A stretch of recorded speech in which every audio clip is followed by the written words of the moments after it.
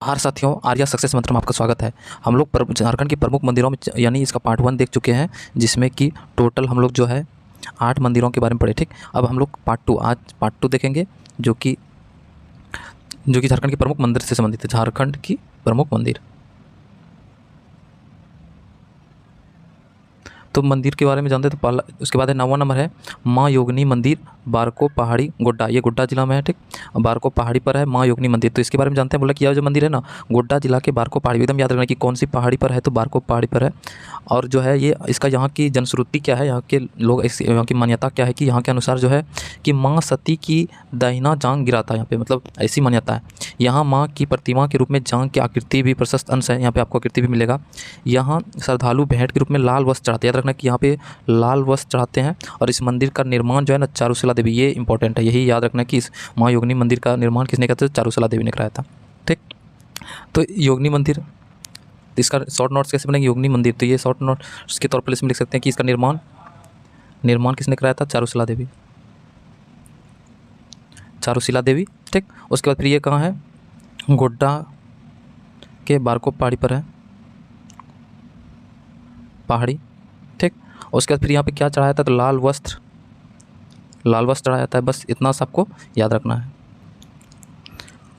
तो ये गोड्डा जिला में है। उसके बाद अगला हम लोग देखते हैं 10वां है कि भद्रकाली मंदिर, जो कि इटखोरी चतरा में है। ये बहुत ही इंपॉर्टेंट, ये एग्जाम में आ भी चुका है। भद्रकाली मंदिर कहाँ है, तो इटखोरी में है। ठीक, इटखोरी चतरा। यह मंदिर जो है ना, चतरा जिला के चौपारण से 16 किलोमीटर ठीक की दूरी पर इटखोरी प्रखंड के भदौली गांव में, गांव भी याद रख लेना, भदौली गांव में है, इटखोरी प्रखंड का भदौली गांव में। इस मंदिर में भद्रकाली की मूर्ति प्रतिष्ठापित है और यह मूर्ति शक्ति के 3 रूपों में, सौम्य, उग्र और काम से सौम्य रूप में प्रतिनिधित्व करता है। ठीक, अब इसी का शॉर्ट नोट्स, भद्रकाली मंदिर कहाँ है, इटखोरी चतरा में, इटखोरी चतरा में है, भदौली गांव में, भदौली गांव में है। ठीक, भद्रकाली मंदिर। तो बस इतना सा इसमें याद रखने के लिए, बस इतना सही है। तो इटखोरी चतरा में है, भदौली गांव में है, भद्रकाली मंदिर। अगला हम लोग देखते हैं कोलेश्वरी मंदिर, जो कि कोल्वा पहाड़ी चतरा में है। कोलेश्वरी मंदिर, ये भी इंपॉर्टेंट हो जाता है, कोल्वा पहाड़ी चतरा में। ठीक ना, इसका भी शॉर्ट नोट्स में लिख लोगे। यह मंदिर जो है चतरा जिला के हंटरगंज से 16 किलोमीटर दूर कोल्वा पहाड़ी यानी कालू स्थान पहाड़ी, इसीलिए दूसरा नाम है कोल्वा पहाड़ी का, कालू स्थान पहाड़ी। ठीक, इसी पर स्थित है। इस मंदिर में जो है ना, शक्ति के एक रूप कोलेश्वरी देवी की मंदिर पर स्थापित है। कोल्वा पहाड़ी हिंदू, बौद्ध और जैन, ये इंपॉर्टेंट पॉइंट है कि कोल्वा पहाड़ पे जो है ना, हिंदू, बौद्ध और जैन धर्मों का स्थल, यानी तीनों धर्म का स्थल यहाँ पर है।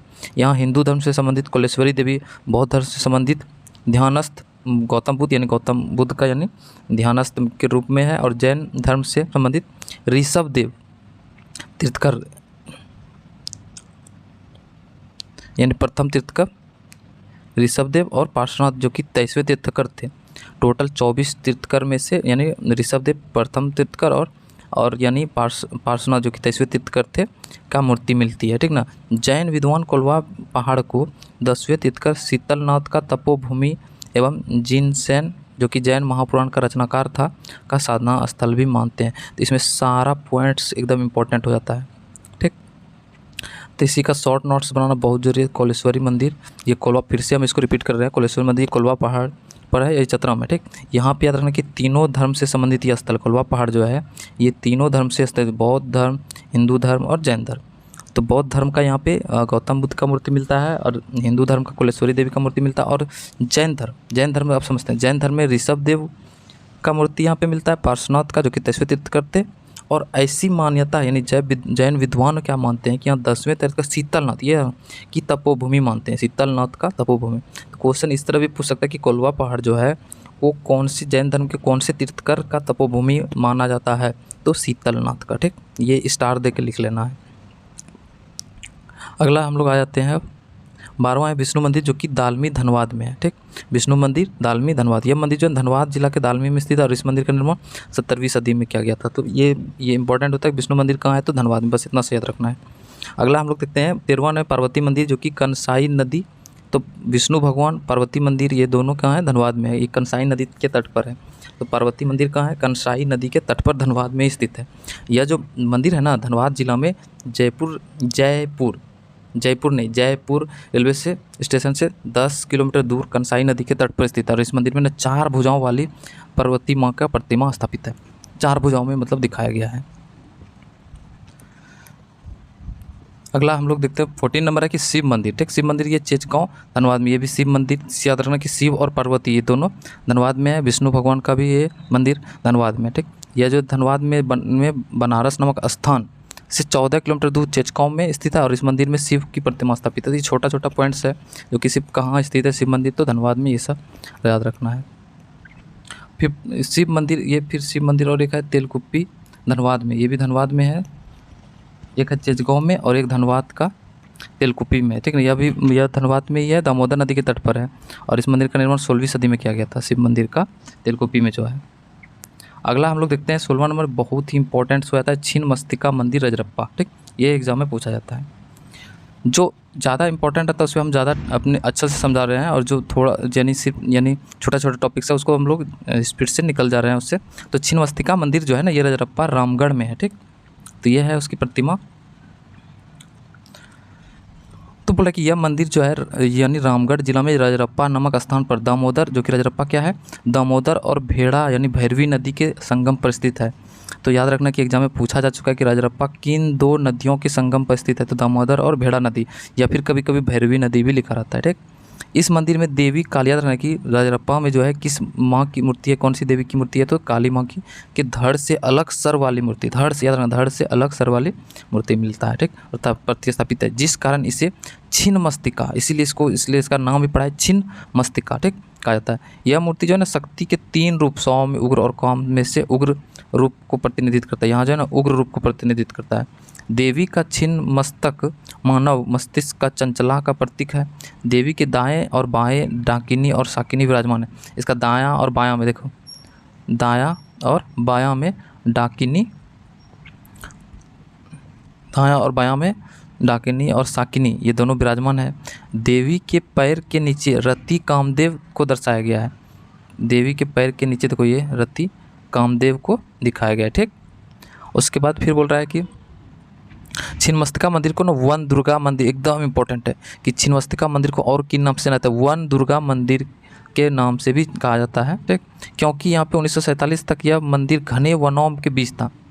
क्योंकि बोल रहा है कि यह जो 1947 के टाइम तक जो घने वन जंगल में था। ठीक, यह एक तांत्रिक पीठ है, यह जो है ना तांत्रिक पीठ है। यह भारत के प्रसिद्ध 51 शक्तिपीठों में से भी एक है। कहा जाता है कि शिव के नृत्य के दौरान यहाँ सती का एक अंग गिरा था और पुराणों के अनुसार जहाँ जहाँ सती के अंग धारण किए या वस्त्र या आभूषण गिरे वहाँ क्या क्या है, शक्तिपीठ अस्तित्व में आए हैं। ठीक, इस मंदिर के संरक्षक रामगढ़ नरेश रहे हैं। रामगढ़ नरेश ने दक्षिणेश्वर मंदिर के निकट गांव से तांत्रिक पुजारियों को लाकर यहाँ बसाया था और इस मंदिर का शिल्पकला जो है असम के प्रसिद्ध कामाख्या मंदिर की शिल्पकला से प्रभावित है। तो इम्पोर्टेंट क्या हो जाता है कि छिन्नमस्तिका मंदिर का जो कला है यानी शिल्प कला है वो कहाँ से प्रभावित है, तो कामाख्या मंदिर, असम का प्रसिद्ध जो कामाख्या मंदिर है उससे प्रभावित है। और इसे और छिन्नमस्तिका मंदिर को किस नाम से जाना जाता है, तो वन दुर्गा मंदिर के नाम से भी जाना जाता है। और यह कहाँ पर है, तो रजरप्पा में। और रजरप्पा किन 2 नदियों के संगम पर है, तो दामोदर और भेड़ा नदी के संगम पर स्थित है। यहाँ पे किसकी मूर्ति है, तो देवी काली की मूर्ति है। बस इतना सब पॉइंट्स याद रखना है। अगला हम लोग पढ़ते हैं।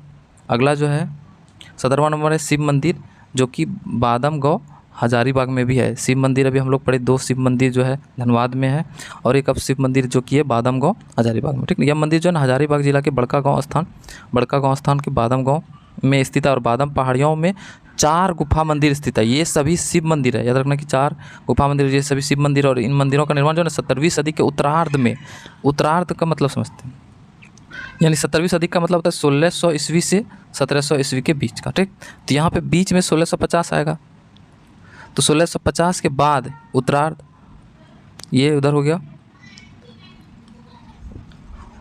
पूर्ववर्ती। ठीक, उसका उत्तरार्ध यानी लास्ट के समय में, यानी वही बोल रहा है कि 17वीं सदी के उत्तरार्ध में किया गया था, यानी 1650 के बाद और 1700 के पहले। ठीक, किया गया था। अगला हम लोग देखते हैं 18वां नंबर महामाया मंदिर। ये इंपॉर्टेंट हो जाता है। महामाया मंदिर ये हापामुनि गांव में है, गुमला में। हापामुनि गुमला महामाया मंदिर कहाँ है? हापामुनि गांव में है, गुमला में। यह मंदिर जो है ना रांची लोहरदगा गुमला मार्ग पर लोहरदगा से 15 किलोमीटर दूर हापामुनि नामक गांव में स्थित है। इस मंदिर का निर्माण जो है ना नागवंशी राजा गजघंट राय ने 908 ईस्वी में कराया था। तो ये इंपॉर्टेंट हुआ था, इसका शॉर्ट नोट्स भी बना जरूरी है। इस मंदिर का प्रथम पुरोहित कौन था? हरिनाथ नामक मराठा ब्राह्मण था। और इस मंदिर में देवी काली की मूर्ति प्रस्थापित है और यह एक तांत्रिक पीठ भी है। तो हापा महामाया मंदिर, महामाया मंदिर ये कहाँ है? हापामुनि गांव में जो है गुमला में है, ठीक ना। तो गुमला लिख लेंगे। यहाँ पे किसकी, इसमें जो है मूर्ति किसकी है? देवी काली की मूर्ति है, देवी काली की मूर्ति है। इसका निर्माण कब हुआ था? तो 908 ईस्वी में हुआ था। किसने कराया था? तो गजघंट राय, नागवंशी राजा, नागवंशी राजा गजघंट राय, ठीक। ये सारा पॉइंट्स लिखना है 960 में। प्रथम पुरोहित भी लिख लेना है, प्रथम पुरोहित। तो प्रथम पुरोहित कौन था? हरिनाथ। इतना सब पॉइंट्स इंपॉर्टेंट, ये इंपॉर्टेंट हो भी जाता है। महामाया मंदिर कहाँ है? हापामुनि गांव गुमला में है। इसकी स्थापना कब हुई थी? 908 ईस्वी में। किसने कराया था? नागवंशी राजा गजघंट राय ने। इसमें किसकी मूर्ति है? तो देवी काली की मूर्ति है। यह कहाँ है? तो हापामुनि, यानी प्रथम पुरोहित इसका कौन था? हरिनाथ। बस इतना सब पॉइंट्स याद रखना है, ठीक। अगर इसको आप लिख लेते हो तो क्या आपको पूरा पढ़ने की जरूरत नहीं होगा, तुरंत इसको एक नज़र में इसको पूरा याद हो जाएगा। देख लो एक बार कि हापा महामाया मंदिर कहाँ है? 960 में। हापामुनि गांव गुमला में है। प्रथम पुरोहित हरिनाथ था। किसकी मूर्ति है? देवी काली की मूर्ति है। किसने बनाया था? नागवंशी राजा गजघंट राय। बस इतना सब पॉइंट्स याद रहा। अगला हम लोग बढ़ते हैं टांगीनाथ मंदिर। ये भी इंपॉर्टेंट होता है, गुमला में। मझगांव पहाड़ी पर है। कहाँ है? मझगांव पहाड़ी गुमला में है टांगीनाथ मंदिर, ठीक। यह जो है मंदिर जो है ना गुमला जिला के चैनपुर से 25 किलोमीटर की दूरी पर स्थित है। तो गुमला का चैनपुर से बोला कि 25 किलोमीटर दूरी पर मझगांव की पहाड़ी पर स्थित है। ये मुख्य मंदिर का नाम जो है ना तांगीनाथ यानी शिव मंदिर है, ठीक ना। यहाँ पे किसकी मूर्ति है? शिव का। मंदिर के अंदर एक विशाल शिवलिंग स्थापित है। मंदिर के निकट वृहद आकार का एक त्रिशूल स्थापित है और इसी के निकट जो है ना एक बहुत बड़ा त्रिशूल भी स्थापित है। तो इसका शॉर्ट नोट्स बनाना ईजी है। टांगीनाथ मंदिर कहाँ है? तो गुमला मझगांव पहाड़ी गुमला, ठीक। और यानी इसमें जो किसकी मूर्ति है? तो शिव भगवान की मूर्ति है और एक वृहद त्रिशूल स्थापित है। बस इतना सा लिखना है। फिर हम लोग अब देखते हैं 20वां नंबर पे। तो 20वां नंबर है कपिलनाथ मंदिर। तो ये भी कहाँ है? गुमला में है, ठीक। तो गुमला में देखो कि बहुत सारा मंदिर, महामाया मंदिर पड़े, टांगीनाथ मंदिर पड़े, उसके बाद कपिलनाथ मंदिर दोयसा नगर में है। ये भी गुमला में है, ठीक। यह मंदिर जो नागवंशी की राजधानी दोयसा में स्थित है। याद रखना कि ये दोयसा में स्थित है। और इस मंदिर का निर्माण जो है ना नागवंशी राजा रामशाह ने 1710 ईस्वी में कराया था। और इस मंदिर को दोयसा के प्रस्तर स्थापत्य श्रेष्ठ सर्वश्रेष्ठ नमूना भी कहा जाता है, ठीक। तो एकदम इंपॉर्टेंट हुआ था कपिलनाथ मंदिर लिख के। उसके बाद फिर कहाँ है? गुमला में, दोयसा नगर गुमला में। और कहाँ पे यानी किसकी राजधानी पर स्थित है? तो नागवंशी राजा की राजधानी दोयसा पर स्थित। किसने कराया था निर्माण? 1710 ईस्वी में नागवंशी राजा रामशाह। इतना सब लिख लेना है, ठीक। आगे हम लोग बढ़ते हैं 21वां नंबर पे। 21वां नंबर पर सती मठ, ये भी पालकोट गुमला में। सती मठ पालकोट गुमला में, ठीक ना। यह मठ जो है नागवंशी के राजा पालकोट में स्थित है। नागवंशी राजाओं की राजधानी थी पालकोट थी, यहाँ पे स्थित है। और इस मंदिर का निर्माण जो नागवंशी की एक महारानी ने कराया था जो कि सती हो गई थी। एक महारानी थी जो कि सती हो गई थी, उसी ने सती मठ का निर्माण कराया था।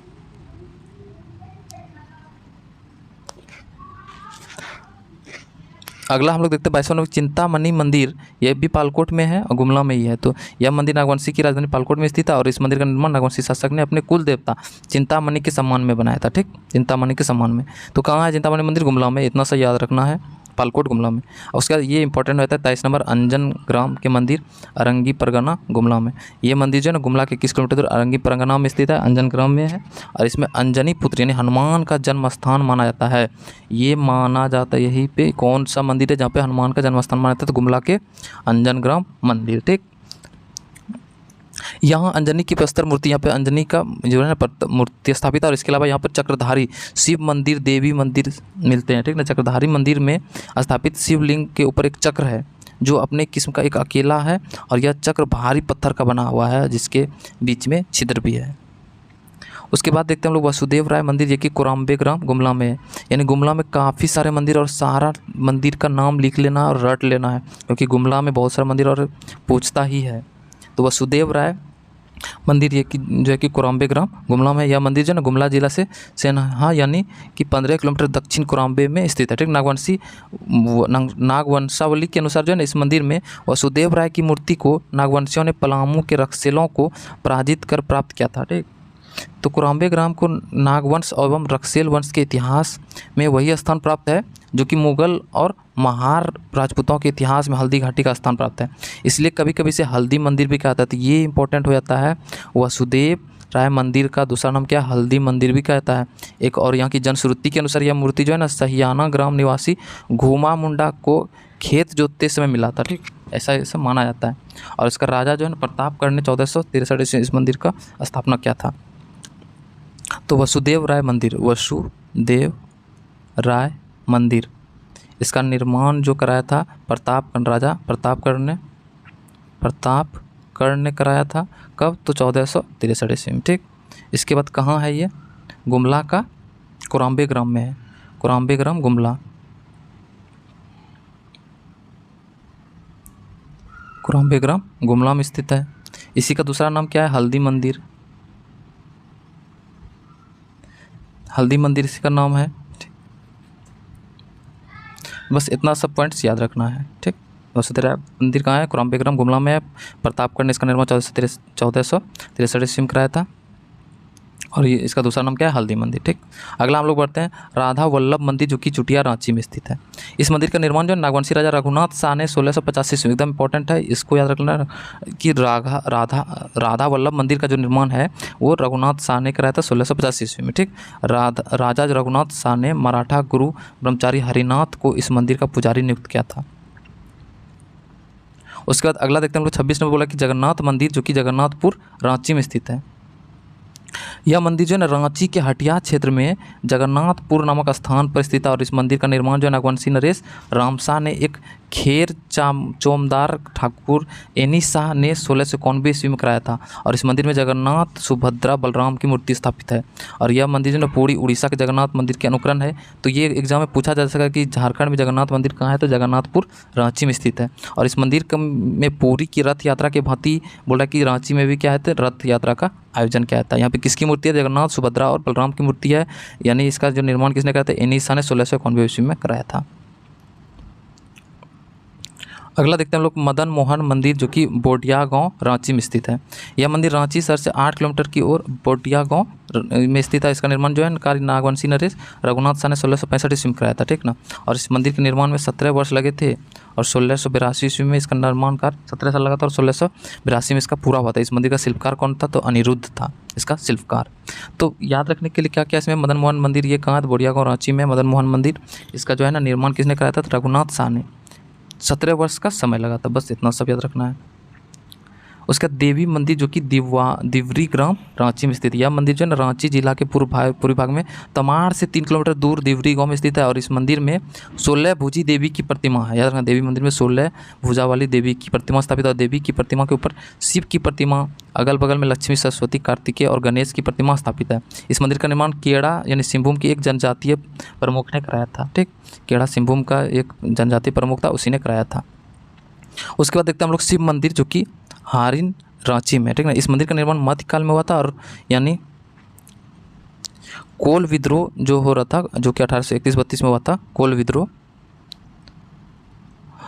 उसी के समय अंग्रेज अधिकारियों ने इस मंदिर पर गोलियां चलाई थी, जिसके चिन्ह अभी भी देखा जा सकता है। यानी शिव मंदिर जो कि रांची में है, यहाँ पे अंग्रेजों ने गोलियां चलाई थी, तो इसलिए इसका चिन्ह अभी भी देखा जा सकता है। अगला हम लोग 30वां नंबर पे सूर्य मंदिर जो बुंडू रांची में है। ठीक ना। ये इंपॉर्टेंट होता है। सूर्य मंदिर का एग्जाम में पूछा जा सकता है, ये रांची में। ठीक ना। यह मंदिर रांची जिला के रांची टाटा मार्ग पर बुंडू नामक स्थित है। यानी रांची से टाटा नगर आने के मार्ग पर बुंडू नामक स्थान पर स्थित है। ठीक ना। इस मंदिर का निर्माण रांची की एक संस्था संस्कृति विहार ने कराया है। और इस मंदिर को सूर्य के रथ की आकृति में बनाया गया है। ठीक। अगला देखते हैं हम लोग 31वां नंबर वेणु सागर मंदिर जो यानी समझिए कि वेणु सागर पश्चिम सिंहभूम में। याद रखना है कि वेणु सागर मंदिर पश्चिम सिंहभूम में है, जो कि कोल्हान प्रखंड में आता है। ठीक ना। यह मंदिर समूह जो है पश्चिम सिंहभूम में पश्चिम में जो मयूरभंज की सीमा, मयूरभंज जो कि उड़ीसा में की सीमा पर वेणु सागर में स्थित है। वेणु सागर वास्तव में एक बड़े तालाब का नाम है। ठीक। वेणु सागर किसका नाम? तालाब का, जिसके किनारे बहुत सी मंदिर स्थापित है, जिसमें जैन, बौद्ध, शैव, शाक्त मूर्तियाँ स्थापित है। ठीक। वेणु सागर किसका नाम है, तालाब का नाम है यहाँ पे, ये कहाँ है, पश्चिम सिंहभूम में। अगला हम लोग देखते हैं 32वां और अंतिम रकनी देवी मंदिर जो कि घाटशिला पूर्वी सिंहभूम में। रकनी देवी मंदिर, यह मंदिर पहले महुलिया पहाड़ी पर स्थापित था। नर बलि प्रथा पर रोक लगाने के उद्देश्य से रकनी देवी की प्रतिमा को महुलिया पहाड़ी से हटाकर महुलिया थाना परिसर में स्थापित किया गया है। ठीक, पहले पहाड़ी पर तो महुलिया पहाड़ी पर, लेकिन उसे हटाकर महुलिया थाना परिसर में स्थापित किया गया है। रकनी देवी ढाल नरेशों की अधिष्ठात्री देवी का नाम है। ठीक ना, तो ये था मंदिर, झारखंड के प्रमुख मंदिरों का सेशन हम लोग देखें, जिसमें कि टोटल 32 मंदिर का पढ़े। 32 मंदिर का शॉर्ट नोट्स ज़रूर बना लेना है, अगर या उससे क्या होगा कि याद करने में आपको आसानी हो जाएगी। मैक्सिमम आप देखोगे कि ज़्यादा से ज़्यादा गुमला में मिलेगा, तो गुमला का एक अलग से लिख लेना कि गुमला में कौन कौन सा मंदिर है। ठीक, इस तरह से याद करने में आसानी हो जाएगी। तो हम लोग वीडियो को यहीं समाप्त कर फिर से नए वीडियो के साथ फिर हाजिर, तब तक हंसते रहिए, मुस्कुराते रहिए, देखते रहिए आर्या सक्सेस मंत्र का हर एक वीडियो को। धन्यवाद, जय हिंद।